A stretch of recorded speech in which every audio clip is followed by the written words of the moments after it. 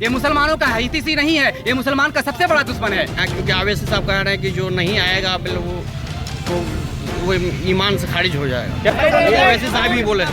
कब बोले हैं? जी पहले जो आए थे उस सभा में बोल के गए। ये तो सिर्फ बीजेपी को वन साइड कराने के लिए जो है अख्तर साहब ये सब भाषण देते हैं।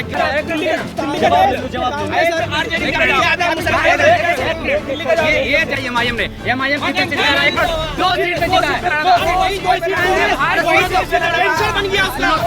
कांग्रेस भी टीम है, कांग्रेस भी टीम है, सिर्फ एमआईएम 2 सीट वहाँ पे लगाया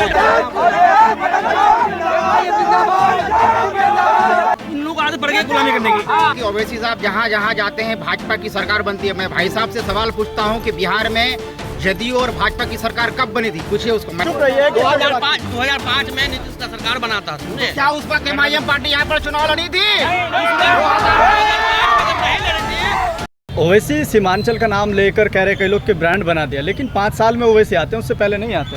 ये कौन बोल रहे हैं कि 5 साल में आ रहे हैं? यहाँ के लोग कह रहे हैं। नहीं, ये गलत बात है। ये जो आपका विरोधी है, हमारे जो विरोधी है वो बोलते हैं कि ये 5 साल में एक बार आते हैं, ऐसा कुछ नहीं है। बार बार आते हैं, इससे पहले भी आए हैं और जब ज़रूरत पड़ता है सीमांचल वालों के लिए वो आते हैं, ऐसा कुछ नहीं है, बार बार आते हैं।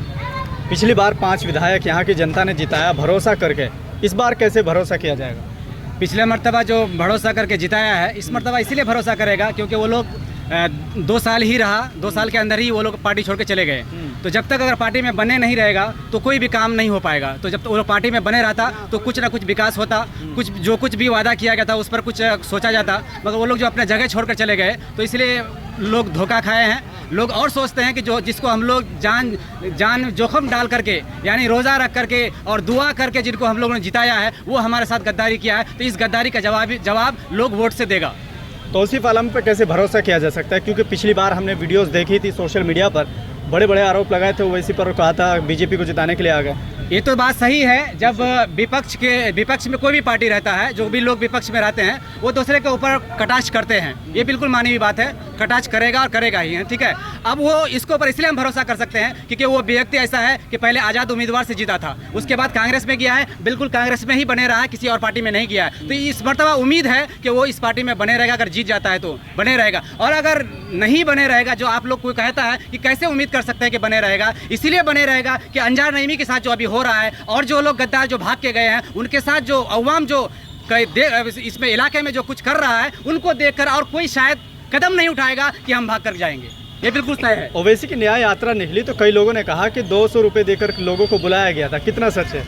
ये तो क्या बताएंगे, हम खुद आए हैं, कोई माया का लाल कह दे कि हमको 100 रुपये 100 रुपये दिया है, ऐसा कुछ नहीं है। दूसरे दिगर पार्टियों में 500 रुपये दे करके, बिरयानी दे करके और कुछ दे करके, गाड़ी दे करके, सब कुछ दे करके लाया जाता है। यहाँ जो आप दीवानगी देखे हैं, पूरा बाइक देखे हैं, जितना भी आपका 4 चक्का था सिर्फ नेताओं का था, बाइक था तो बाइक में क्या लोग दिए, पैसा दिए हैं, सब अपना तेल डाला करके अपना खा पी करके आए हैं, ऐसा कुछ नहीं है। ये अफवाह है, ये विपक्षी लोग ये आप हमारे ऊपर और आपके ऊपर हवा फैलाने के लिए कहता है, ऐसा कुछ नहीं है। सब अपना जेब से खर्च करके असदुद्दीन ओवैसी साहब को देखने के लिए आते हैं। भीड़ तो बहुत आती है लेकिन वोट में कन्वर्ट नहीं हो पाता, क्या इस बार हो पाएगा? ये कैसे बोल रहा है? 80,000 वोट कैसे लेके आ गया? यही आपका 85,000 वोट कैसे लेके आ गया? 85,000 80,000 वोट कैसे लेके आ गया? ऐसा कुछ नहीं है। ये इस मर्तबा का जुनून और इस मर्तबा जो आप देख रहे हैं, हमारे अख्तर साहब जो गठबंधन के लिए प्रस्ताव डाले हैं उसको जो लोग नकार दिया है, अब लोगों के अंदर जुनून पैदा हो गया। जो बुढ़वा जो था, जो 70 80 90 साल का, वो महागठबंधन और कांग्रेस बोला था कि हम खानदानी कांग्रेस हैं, मगर अब ये गठबंधन में जो नहीं लिया है, अब उसके बाद इतना जुनून बुढ़ाओं में पैदा हो गया है, 80 90 साल के बुढ़ा में पैदा हो गया। अब वो लोग को अंदर दीवानगी हो गया कि अब हमको एमआईएम में देना है, क्योंकि ये लोग सिर्फ दिखावा का है, ये मुसलमानों का हितैषी नहीं है, ये मुसलमान का सबसे बड़ा दुश्मन है। क्योंकि अगर इसलिए दुश्मन है कि 2005 में जब इलेक्शन हुआ और आरजेडी का 75 सीट आया था और रामविलास पासवान 29 सीट लेकर के आया था, उस समय सरकार किसी की भी नहीं बन रही थी।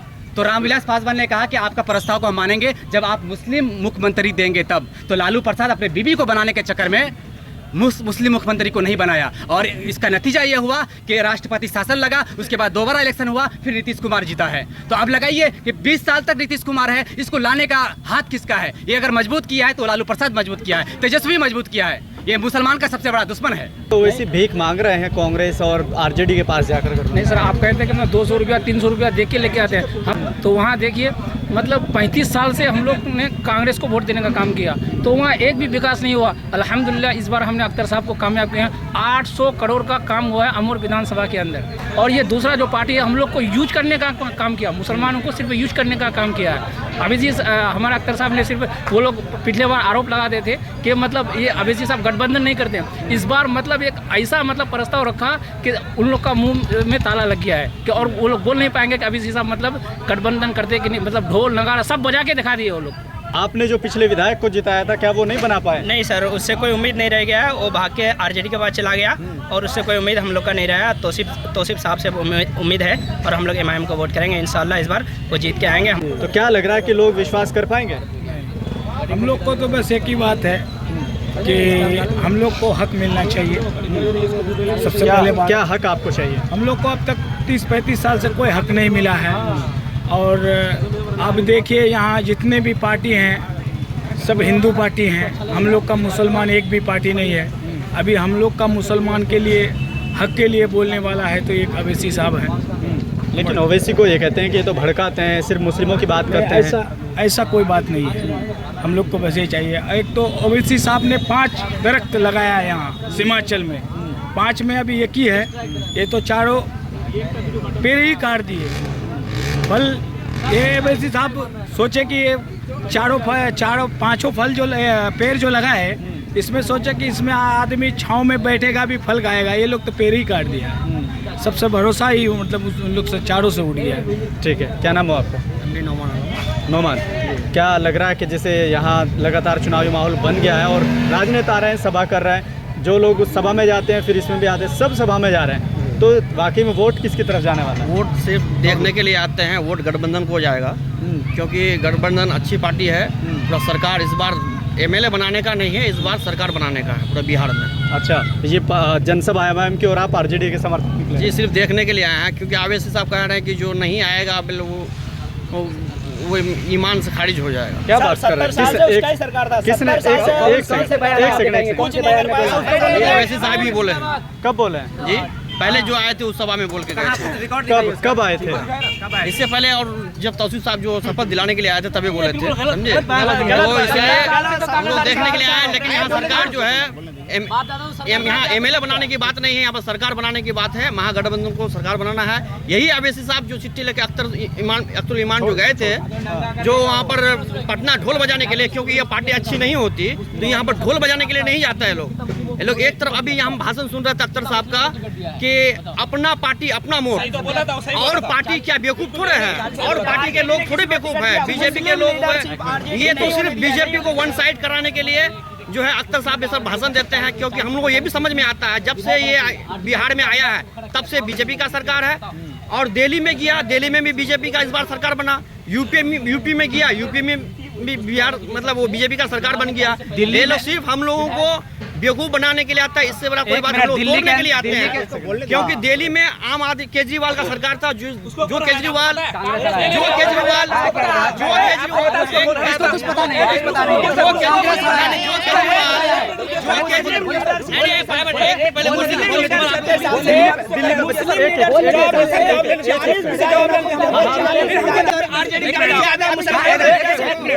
ये जनाब जो बोले हैं आरजेडी का चमचा जो है, ये जो बोला है कि दिल्ली के अंदर कांग्रेस ये महागठबंधन को और आम आदमी पार्टी को किसने हराया? एमआईएम ने। एमआईएम कितने सीट में?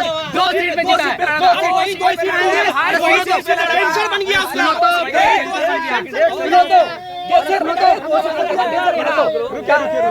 एक एक करके बात कीजिए। सब 2 सीट में लड़ा था। 2 सीट में कांग्रेस पूरे सीट में लड़ा है।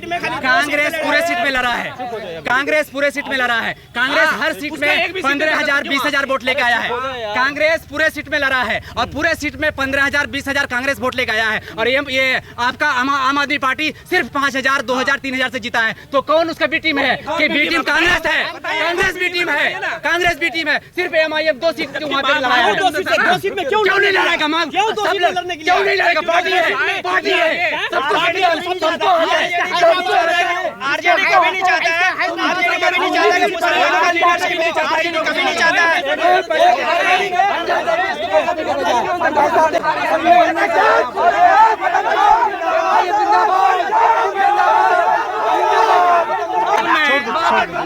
असल में ये है क्या, ये लोग चाहते हैं, ये इन लोग आदत पड़ गई गुलामी करने की। किनको आरजेडी की गुलामी करने की इन लोग आदत पड़ गई है।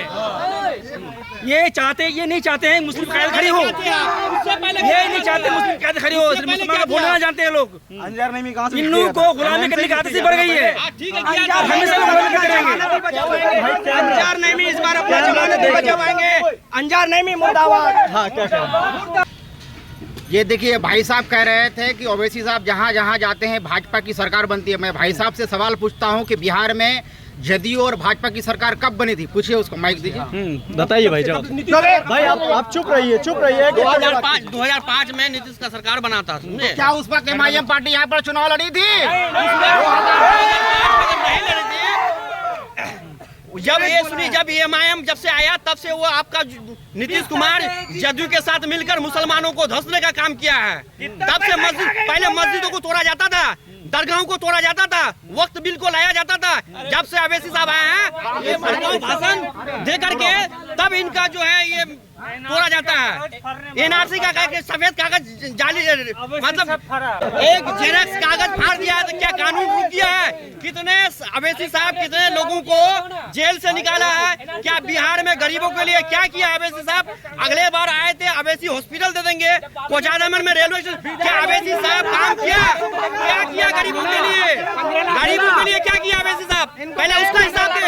अवैसी साहब बोल रहे थे तौसीफ साहब को कि 5 तारीख तक टाइम देते हैं, 20 काम गिना दो। आज अवैसी साहब फिर उसी को टिकट दे दिए। एक तरफ बोल रहे हैं कि गरीबों को नेता बनाने का पार्टी है, और फिर जिसके पास फॉर्च्यूनर देखता है उसको टिकट देता है। एक तरफ मासूम रजा को 10 साल खटाया अपने पार्टी में, उसको क्या मिला? सबसे पहले उसको न्याय मिलना चाहिए। गरीब को टिकट दे दिया, किस गरीब को टिकट दे दिया? एक मिनट मैं ये कहना चाहता हूँ, इस भाईजान का सवाल को मैं ये जवाब देता हूँ कि ये 4 जो विधायक हमारे जीत के गए थे, ये एमआईएम से ही गए थे, ये आरजेडी का नहीं गया था। आज आरजेडी में जो गए ये 4 दल को ये पूछिए कि उनकी अब आने वाले इलेक्शन में, आने वाले 1-1.5 महीने के इलेक्शन में उनकी जमानत जब्त हो जाएगा। ये अख्तरुल इमाम और असदुद्दीन अवैसी का वृद्धा पेंशन उन लोगों का चालू कर देगा। अब ये बताएं, ये चालू हो जाएगा। ये कह रहे हैं कि एमआईएम पार्टी मजबूतों को टिकट देती जिसके पास फॉर्च्यूनर होती है, गरीब को क्यों नहीं देती?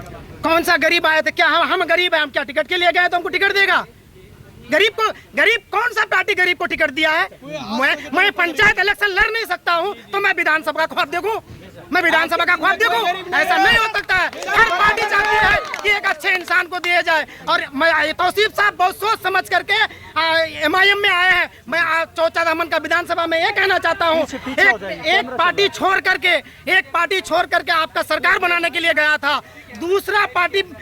दूसरा आदमी वो पार्टी छोड़ दिया।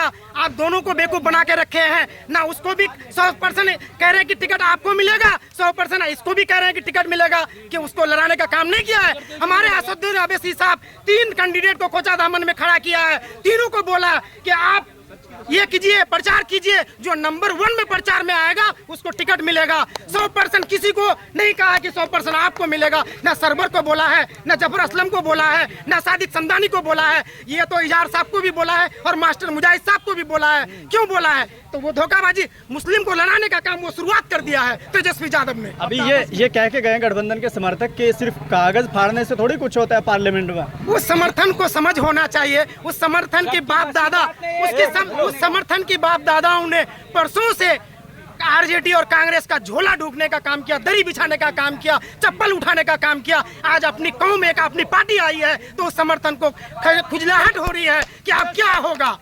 मेरे झोले डाल के ये कह रहे हैं कि जब से ओवैसी आए हैं कहीं वक्फ बिल लाते हैं, कहीं मस्जिदें तोड़ते हैं, कहीं कुछ करते हैं, क्या ऐसा है? देखिए, सबसे पहली बात कि जब तक अपना रहनुमा नहीं था, उनकी झोला ढूंढते थे तो ये कुछ नहीं करता था। जब अपने को होश आ गया, जब पहले अपने स्कूल नहीं जा पाते थे, जब अब हाई स्कूल का शकल देखते हैं, पटना का शकल देखते हैं, दिल्ली जामिया का शकल देखते हैं, तो ऐसी एक अपनी पार्टी आई है तो गैर पार्टियों को खुजलाहट लग गई है कि अब रे बाप अवैसी आ गया है तो अब तो तंग होगा, हमको बिहार से भागना पड़ेगा। इसीलिए वो आज हमारे अगर 100 सीट में लड़ने वाले हैं, 40 सीट या 24 सीट या 30 सीट जीत के जाएंगे तो हमारे अख्तरुल इमाम साहब उप मुख्यमंत्री बनने का दावेदार होगा। आज ये विरोधी पार्टी को खुजलाहट हो रही है कि अब क्या होगा, मजलिस तो पूरी ताकत से लड़ रही है, अब इसीलिए उन लोगों को जीना हराम हो गया है।